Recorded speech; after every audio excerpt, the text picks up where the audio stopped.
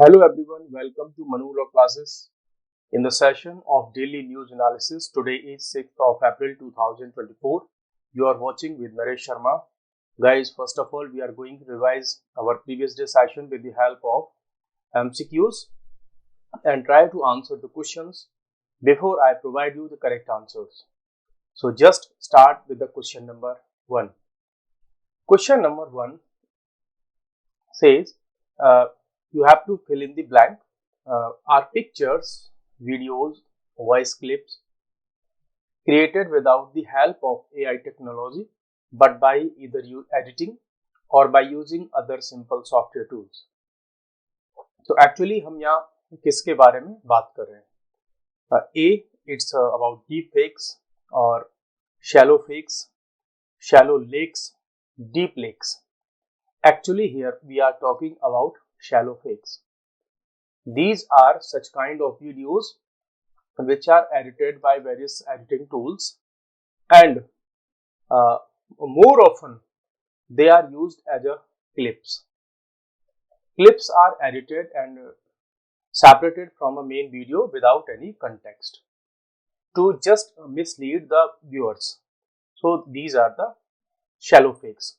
When we talk about deepfakes, then deepfakes are the videos which are also used to mislead the society or the viewer, and they have a same voice और same जो है body personality and video images etc. So these kind of videos are made by the use of AI tools. And shallow lake and deep lakes are not associated with these kind of concepts, but these are the concept of geography. So these are not correct. Now the question number 2.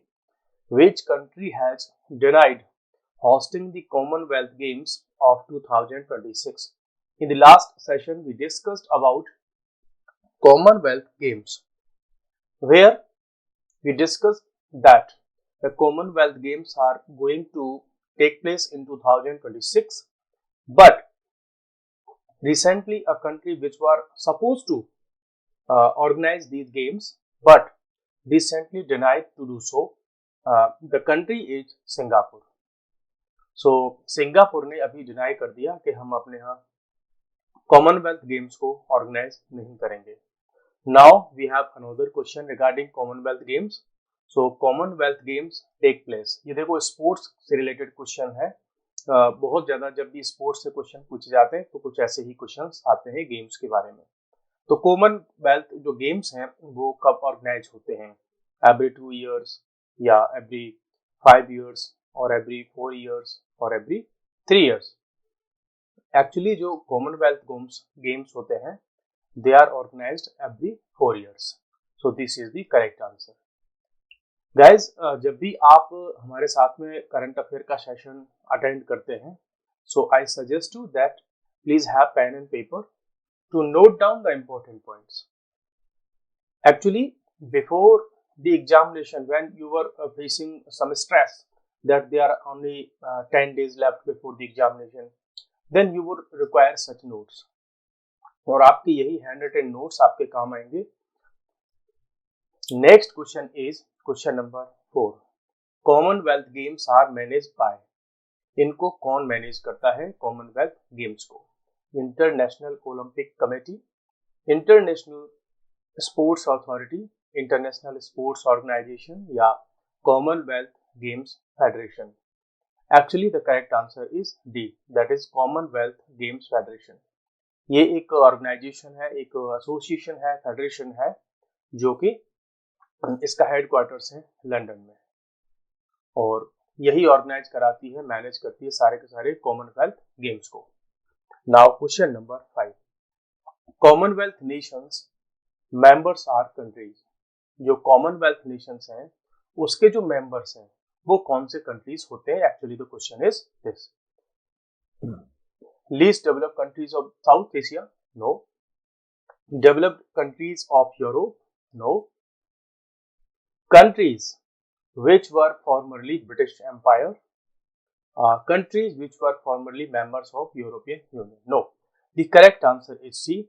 Because Commonwealth nation के members वो countries होते हैं जो कभी British empire के part रहे थे।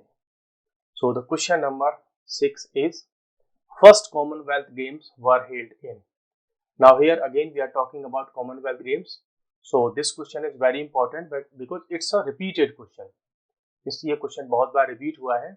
ये कॉमनवेल्थ गेम्स के रिगार्डिंग में भी रिपीट हुआ है और ओलंपिक गेम्स के बारे में भी रिपीट हुआ है ये क्वेश्चन। तो जब भी आप ऐसे किसी गेम्स के बारे में बात करें तो just try to know some extra information about such kind of sports और games. So it's USA, Canada, India, Britain. देखो कॉमनवेल्थ गेम्स फर्स्ट टाइम हुए थे कनाडा में इन 1930।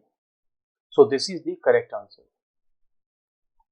नाउ आप एक आंसर और कर सकते हैं कि सबसे पहले जो ओलंपिक गेम्स हुए थे वो कहाँ हुए थे और किस ईयर में हुए थे, आप मुझे कमेंट बॉक्स में बताइए। ठीक है, बहुत रिपीटेड क्वेश्चन है ओलंपिक वाला। Census is subject to which list? Yesterday we discussed about a new rule regarding the recording of birth of a child in the registration process. Because recently the government of India has updated the rules regarding the registration of birth and death. तो ये सब जो data है जब record किया जाता है तो ये बाद में सेंसस में भी यूज होगा, आधार कार्ड के लिए यूज होगा, वोटर कार्ड के लिए यूज होगा, ड्राइविंग लाइसेंस के लिए यूज होगा, पासपोर्ट सर्विसेज के लिए यूज होगा। So it will be use for multipurposes. Now अब ये भी पार्ट है किसका, सेंसस से ही रिलेटेड ये चीजें होती हैं। तो here you have to know that census is the subject of which list. You know when we talk about Indian Constitution, then there are 3 lists under the 7th schedule of the Constitution. जो 7th schedule है उसमें हमारे पास में 3 list हैं constitution के अंदर। एक है यूनियन लिस्ट और एक है आपकी स्टेट लिस्ट और एक है आपकी कॉन्करेंट लिस्ट। जो रेजिड्यूरी लिस्ट होती है, जो मीन्स अभी उसमें उसका कोई नेम वगैरह नहीं है, तो रेजिड्यूरी लिस्ट जो होती है वो एक्चुअल में यूनियन के अंडर में आती है, जो कि ये कोई लिस्ट एक्चुअल में है नहीं। सो यहाँ आपको बताना है कि जो सेंसस है वो यूनियन गवर्नमेंट के अंदर आता है यूनियन लिस्ट में, या स्टेट गवर्नमेंट के अंदर आता है स्टेट लिस्ट में, या कॉन्करेंट लिस्ट में आता है जिसमें यूनियन और स्टेट दोनों लॉ बना सकते हैं। So it is actually lies under the list that is union list. तो जब भी सेंसस की बात होगी, पॉपुलेशन कंट्रोल और इन सब की बात होगी, तो उसमें एक्चुअली जो सेंसस है वो हमेशा गवर्नमेंट ऑफ इंडिया कंडक्ट कराती है। Now question number 8, select the correct statement regarding the updated rules of registration of birth. अभी कल के सेशन में we discussed about these rules which has been updated by the government of India. So you have to find out the correct statement regarding these rules. First, religion of mother and father should be same. देखो क्या ऐसा कभी हो सकता है? ये तो constitution के अगेंस्ट हो जाएगा, फ्रीडम के अगेंस्ट हो जाएगा। बिकॉज जो रिलीजन है मदर और पेरेंट्स, मदर का या फादर का, वो हमेशा सेम नहीं हो सकता, ऐसा कोई कंपलसरी नहीं है। बिकॉज कोई ए है वो किसी एक्स नाम के रिलीजन से बिलोंग करता है और कोई बी है ही और she belongs to another religion, then obviously they can marry and they can practise their religion even after marriage in their individual capacity. So this kind of और these kind of rules are impossible in India.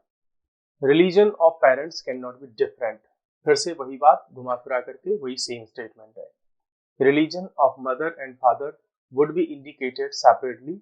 Actually this is the correct statement because now due to the changes in the society, now the government all over the world trying to update their rules, regulations, laws according to the updation in the society and the developments in the society.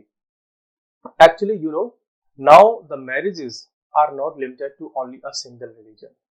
There were used to time that when people married only to their religion or their caste, but now people can marry and they are also marrying, obviously. Means suppose one person belong to religion A and person 2 belong to religion B, they can easily marry. And there is also an act of the government of India or the parliament that is Special Marriage Act. उसके through marriage होती है जो कि inter religious marriage होती है। Option D देखिए आप, now onwards details of religion would not be recorded. ऐसा कोई रूल नहीं है जब भी गवर्नमेंट को डेटा रिकॉर्ड करना होता है तो वो रिलीजन, कास्ट, रीजन, उनके पास में क्या प्रॉपर्टी वगैरह है वो सब रिकॉर्ड करती है government. Question number 9, political parties are registered and recognized by, because yesterday we also discussed about election commission of India was in news because of registration of political parties and allotment of symbols। ठीक है, तो इसके regarding में कल हमने discuss किया था। तो पार्टीज का जो रजिस्ट्रेशन होता है, क्या वो election commission on concerning states? No, ऐसा कुछ नहीं होता। यूनियन होम मिनिस्ट्री ऐसा करती है? No. Commission for political parties, ऐसा कोई कमीशन है ही नहीं। So the correct answer is election commission of India. जब भी इलेक्शन कमीशन की बात आती है तो इसके मेन फंक्शंस की बात आती है। इट मींस जितने भी सिंबल्स अलॉट किए जाते हैं किसी पॉलिटिकल पार्टी को, तो ये इसी की रिस्पॉन्सिबिलिटी है। To conduct the elections for parliament, president, vice president, state legislative assemblies, state legislative councils, ये सारे के सारे इलेक्शंस की जो उनको कंडक्ट कराने के लिए, इलेक्टोरल रोल बनाने की, ये सारी ड्यूटीज और जो पावर्स होती हैं वो इलेक्शन कमीशन ऑफ इंडिया के पास होती है। Now question number 10, which one is the national level political party? अभी यहाँ हम बात कर रहे हैं कि नेशनल लेवल पार्टी इनमें से कौन सी है।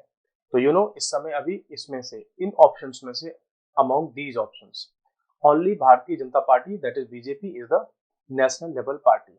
Other national level parties are like Congress and Trinamool Congress, है ना, नेशनल एक पार्टी और है। मींस वो सारे के सारे नेम नहीं बताऊंगा आपको। आप क्या करें, मुझे कमेंट में बताएं कि अभी इस समय नेशनल लेवल पार्टी है अराउंड 6, ओनली 6 पार्टीज हैं जिनको नेशनल लेवल का स्टेटस मिला हुआ है। जैसे आम आदमी पार्टी हो गई, है ना। तो 3-4 नेम तो मैंने आपको बता ही दिए, बाकी नेम सब आपको बता रहे हैं। दो आपके लिए मैंने 2 छोड़े हैं बस। तो आप कमेंट में बताइए कि और नेशनल लेवल पार्टी कौन सी है। तो this was the revision session. Now we are going to have the discussion regarding the today's current affairs. RBI keeps repo rate on hold as fruit prices remain high. तो this is the news. अभी देखो इसमें हमें जानने की क्या बात है। एक्चुअली में दिस इज न्यूज। अब इसमें से करंट अफेयर और हमारे एग्जाम के पर्पज की चीजें हम कैसे निकाल सकते हैं। एक्चुअली यहाँ पर बात हो रही है किसकी? रेपो रेट की, है ना, और फूड प्राइसेस रिमेन हाई। तो यहाँ पर 2 चीज आपस में रिलेट करती हैं, एक तो रेपो रेट और एक होती है आपका इन्फ्लेशन। तो रेपो रेट और इन्फ्लेशन, ये 2 आपस में रिलेट करते हैं। सो लेट्स हैव सम की पॉइंट्स रिगार्डिंग दिस। देखो, जब भी फूड प्राइसेस या मार्केट में इन्फ्लेशन इंक्रीज होता है तो उसकी सबसे पहली जो बात आती है वो निकल कर क्या आती है कि इन्फ्लेशन का मीनिंग क्या है। What is the meaning of inflation? Meaning of inflation is very simple. It means, suppose करिए आपके पास में 100 रुपीज का नोट है, आप मार्केट में गए और 100 रुपीज के नोट में आप पहले सपोज कीजिए कि 1 kg एप्पल आप परचेज कर सकते थे। अब सपोज करिए इन्फ्लेशन इंक्रीज हो गया 10%, तो होगा क्या कि अब आप 100 रुपीज के नोट में यहाँ 1 kg जो एप्पल्स हैं वो आप परचेज नहीं कर पाओगे। नाउ यू हैव टू पे 110 rupees. So the simple meaning of inflation is that the value of currency decline और डिक्रीज।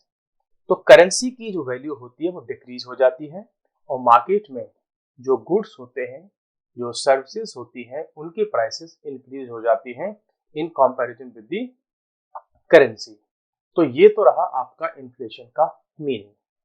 अब इन्फ्लेशन की जब हम बात करते हैं तो कुछ और भी पॉइंट्स हमारे सामने होते हैं, बिकॉज इन्फ्लेशन जो है इकोनॉमी का बेसिक और इकोनॉमी के कॉन्सेप्ट्स का पार्ट है। तो जब भी आप इन्फ्लेशन की बात करेंगे तो उससे कई बार हम रेपो रेट को ऐड जो है एसोसिएट करके देखते हैं। आप रेपो रेट पर जाएंगे तो आप ऐसे सोचिए कि जो एक बैंक है और बैंक के पास में बहुत सारा पैसा है, ठीक है, और वो अगर पीपल को लोन देना चाहे, अब बैंक अगर बहुत ज्यादा इजी लोन देंगे तो पीपल बहुत सारा लोन लेंगे। If people takes much loan तो उनकी पॉकेट में बहुत सारा मनी होगा। बहुत सारा मनी होगा तो वो उसको एक्सपेंस करेंगे, खर्च करेंगे मार्केट में, और मार्केट में जब अपनी पॉकेट से पैसा जो है बाहर जाएगा मार्केट के पास, तो मार्केट में डिमांड बढ़ेगी प्रोडक्ट्स की, और प्रोडक्ट्स की जब डिमांड इंक्रीज होगी तो प्रोडक्ट के जो प्राइसेस हैं वो भी राइज करेंगे। तो जो आरबीआई है, रिजर्व बैंक ऑफ इंडिया, ये क्या करती है कि रिपो रेट के थ्रू जो बैंक लोन देती है उसको थोड़ा टफ बनाती है। ठीक है, मींस जब भी रेपो रेट इंक्रीज की जाएगी तो इट मींस आरबीआई चाहती है कि इन्फ्लेशन को कंट्रोल किया जाए। मींस इसको आप ऐसे समझिए कि जब भी आरबीआई या बैंक कोई भी उससे पैसा अगर पब्लिक की तरफ जा रहा है, मैं आपको बहुत सिंपल कॉन्सेप्ट बता रहा हूं जिससे आप इन्फ्लेशन से रिलेटेड, रेपो रेट से रिलेटेड ऐसे बहुत सारे क्वेश्चंस को सॉल्व कर पाएंगे। जब भी पैसा आरबीआई से पब्लिक की तरफ जा रहा है तो इससे इन्फ्लेशन इंक्रीज होगा। जब पब्लिक से पैसा आरबीआई की तरफ जा रहा होगा, आप देख लीजिएगा जब भी कहीं आप क्वेश्चन करें तो वहां से इन्फ्लेशन डाउन होगा। तो आरबीआई क्या करती है, अपनी मॉनेटरी पॉलिसी के थ्रू रेपो रेट वगैरह को कई बार इंक्रीज करती है तो कई बार डिक्रीज करती है, और रेपो रेट को यूज किया जाता है इन्फ्लेशन को कंट्रोल करने के लिए। तो ये तो रहा आपका इन्फ्लेशन के बारे में बात। ठीक है, फिर यहीं पर हम बात करते हैं कि इस इन्फ्लेशन के रिगार्डिंग में ये डिसीजंस कौन लेते हैं। तो these kind of decisions are taken by the RBI and actually that is in association with Monetary Policy Committee. RBI की ही अंदर एक कमेटी है, that is Monetary Policy Committee। ठीक है, वो कमेटी क्या करती है, डिसाइड करती है कि क्या रेपो रेट रहेगा, क्या जो है अदर रेट्स रहेंगे लोन वगैरह के, उन सारे के सारे डिसीजंस को लेने के लिए है एक मॉनेटरी पॉलिसी कमेटी। अब इसके रिगार्डिंग में जो भी इसमें न्यूज आई उसमें ये सब न्यूज कहां से कंफर्म हुई, Shaktikanta Das, that is the RBI governor. तो समटाइम्स इस तरह के जो बेसिक से क्वेश्चन होते हैं कि इस समय आरबीआई के गवर्नर कौन है या होम मिनिस्टर कौन है, तो इस काइंड के क्वेश्चंस भी आप बड़ी इजीली उनको डील कर सकते हैं if you are connected with daily current affairs, या डेली न्यूज़पेपर आप रीडिंग करते हैं, न्यूज सुनते हैं, डेली जो है न्यूज के कनेक्ट में रहते हैं, तो ऐसे बेसिक कॉन्सेप्ट्स आपके बड़ी इजीली सॉल्व हो जाते हैं। ठीक है, तो फूड प्राइस को कंट्रोल करने के लिए food price under uncertainty continues two way on inflation trajectory going forward. तो अभी भी फूड के जो प्राइसेस हैं एक्चुअली में बहुत ज्यादा कंट्रोल में नहीं है, वो अभी भी थोड़े बहुत अप डाउन कर रहे हैं, तो उनमें सर्टेनिटी नहीं है। बिकॉज अभी जब मार्केट में जो क्रॉप्स हैं, नई क्रॉप्स जब आएंगी तो उसके बाद जो फूड्स हैं, जो सब्जियां हैं या कुछ भी है, उनके प्राइसेस ठीक से डिसाइड हो पाएंगे। Now next important news is India abstains from UNHRC vote that called upon Israel for immediate ceasefire in Gaza। तो ये जो न्यूज है वो रिलेट करती है किससे, गाजा और इजराइल, इस रीजन में जो वॉर चल रहा है। तो एक्चुअली में बात क्या है, बात ये है कि जो यूएनएचआरसी है, that is United Nations Human rights commission. तो यहाँ पर बात हो रही है United Nations Human rights commission की। सो बी प्रिपेयर्ड, नेक्स्ट वाले सेशन में आपसे पूछूंगा मैं कि ये यूएनएचआरसी क्या है, आप थोड़ा इसको पढ़ करके आएंगे। ठीक है, तो देखो अभी इसमें क्या हुआ है कि United Nations Human rights commission में एक रिजोल्यूशन लेकर के आया गया, और उस रिजोल्यूशन का जो सब्जेक्ट था वो था कि इजराइल पर प्रेशर बनाना। इजराइल पर क्या प्रेशर बनाना, कि इजराइल जो अपने वॉर एफर्ट्स हैं उनको रोक दे, स्टॉप कर दे।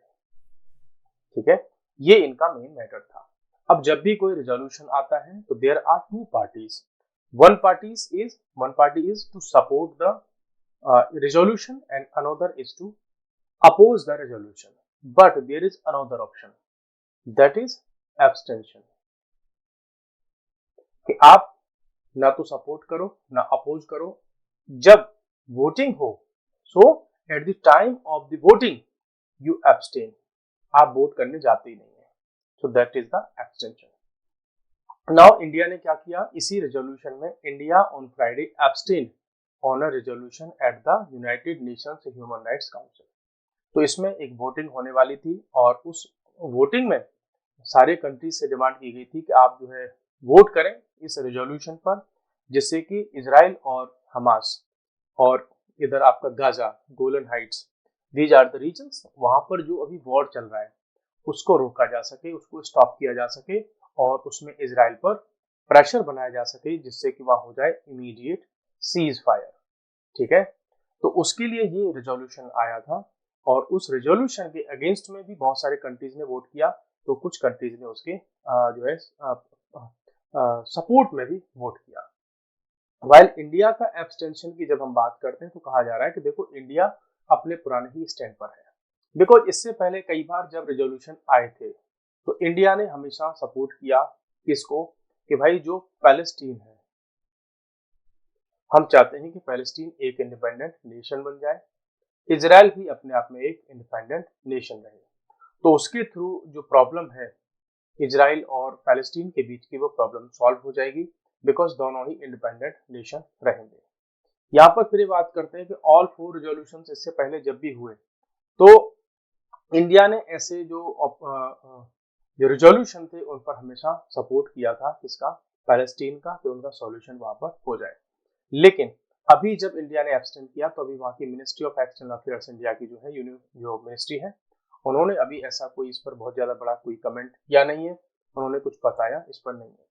हालांकि इंडिया की अगर हम हिस्ट्री की बात करें कि इजराइल और पैलेस्टीन वाले इशू पर इंडिया का क्या स्टैंड रहा है, so you can easily find out that जो है इंडिया ने हमेशा हमास जैसे टेररिस्ट ऑर्गेनाइजेशन है उनको जो है उनको कंडेम करने में इंडिया ने हमेशा सपोर्ट किया है। और इंडिया ने ये भी कहा चाहता है इंडिया के देखो जो इनोसेंट या सिविलियंस हैं उनको फूड वगैरह भी मिले, ठीक है, और उनको जो मेडिसिन है, वाटर है, वो सब मिलता रहे। लेकिन जब हम बात करते हैं तो USA, Germany and 4 other countries voted against the resolution title human rights situation in, तो यूएसए, जर्मनी और 4 और नेशन हैं उन्होंने अपोज किया है इस रेजोल्यूशन का, जबकि कुछ ऐसे भी नेशन हैं जिन्होंने इसका सपोर्ट किया है। जैसे कौन कौन से हैं, 28 नेशंस जैसे कि including Bangladesh, China, Maldives, UAE, Indonesia, इन सब ने सपोर्ट किया है, इस रेजोल्यूशन को फेवर किया है। ठीक है, तो यहाँ से हमें एक बात मिल रही है कि जो वेस्टर्न नेशंस हैं उनमें भी 2 पार्ट हो चुके हैं, now they are not united, means कुछ नेशंस हैं they are supporting Israel and another nations और वो इजराइल की अगेंस्ट में है। तो यहाँ आप clearly you can not decide that whole the western world is against Israel और against Palestine, because there are 2 sides of the same coin, there are some countries which are supporting Israel and there are some countries which are opposing Israel. ठीक है, अब because अब ये जो Israel और Hamas वाला issue है काफी पॉपुलर है, अगेन फिर से एक न्यूज है द हिंदू में, एक तो वो रेजोल्यूशन था, दूसरा अभी इसी United Nations Human Rights council ने सारे के सारे जो नेशंस हैं उनसे कहा है कि आप इजराइल को आर्म्स वगैरह जो सेंड कर रहे हैं या उनकी जो शिपिंग हो रही है या आप उनको जो सेल कर रहे हैं उसको आप रोक दीजिए, उनको सेलिंग और शिपिंग ना कीजिए। So this is the news. तो UN top human rights body, तो जो यूएनएचआरसी है वो एक्चुअल में किसकी बॉडी है, यूएनएचआरसी की ही एक बॉडी है, और वो रिक्वेस्ट कर रही है कंट्री से कि भाई इजराइल को आप ना तो आर्म्स या वेपन्स सेल करें and also do not ship the weapons to Israel, और जिससे कि हम इजराइल और गाजा के बीच का जो वॉर है उसको रोक सकें और जो वॉर एफर्ट्स हैं इजराइल के उनको हम स्टॉप कर सकें। एक्चुअली जो ह्यूमन राइट्स काउंसिल है एक 47 मेंबर की एक काउंसिल है, ठीक है, इसमें अभी जो वोटिंग हुआ है 28 और 6 के फेवर से इसमें वोट हुआ है, जिसमें 13 कंट्रीज ने एब्सटेंशन भी किया है। अब एक बात यहाँ से आती है कि इस रेजोल्यूशन की वैल्यू क्या है, ठीक है, तो ये जो रेजोल्यूशन होते हैं वो नॉन बाइंडिंग होते हैं। अब आप सोच रहे होंगे कि जब नॉन बाइंडिंग है तो क्या वैल्यू रही इनकी, actually this such kind of resolutions are non binding but they are used to make pressure. तो इजराइल पर इंटरनेशनल प्रेशर बढ़ाने के लिए such kind of resolutions are passed in the any जो है ऑर्गेनाइजेशन और एनी बॉडी। तो यहाँ पर जो ये रिपोर्ट जो हुई यूएनएचआरसी ने की वो ये चाहता है कि जो सेल है आर्म्स की, वेपन्स की, वो अब इजराइल को कोई भी कंट्री सपोर्ट ना करे। ठीक है, तो यही वाले मेन मेजर्स हैं। The sweeping measure takes aim to an array of Israeli actions such as impending access to water, limiting shipment of humanitarian aid, कि भाई उस रीजन में जो ह्यूमैनिटेरियन एड है वो इजीली प्रोवाइड वहाँ पर किया जा सके। प्लस ऐसे कोई भी वेपन्स, कोई भी मटेरियल जो ड्यूअल यूज का हो, कि वो मिलिट्री में भी यूज होता हो और सिविल पर्पज में भी यूज होता हो, तो ऐसा कोई भी मटेरियल अगर इजराइल को जा रहा है तो हमें उसको रोकना होगा। तो इसका मेन यूज है इजराइल पर प्रेशर क्रिएट करना। अब इजराइल पर प्रेशर अगर ये क्रिएट कर पाएंगे तो there may be some consequences which can favour Palestine और the efforts to stop the war को स्टॉप करने के लिए बहुत सारे एफर्ट्स सारे कंट्रीज लगा रहे हैं, लेकिन वेस्टर्न वर्ल्ड की अगर हम बात करें तो वो भी डिवाइडेड है। ठीक है, जहां यूएस एंड जर्मनी ने अपोज कर दिया उस रेजोल्यूशन का, तो वहीं पर फ्रांस और जापान ने उसका सपोर्ट कर दिया, बेल्जियम ने कर दिया, लग्जमबर्ग ने कर दिया, फिनलैंड ने कर दिया, उन्होंने वोट कर दिया इस पेपर में।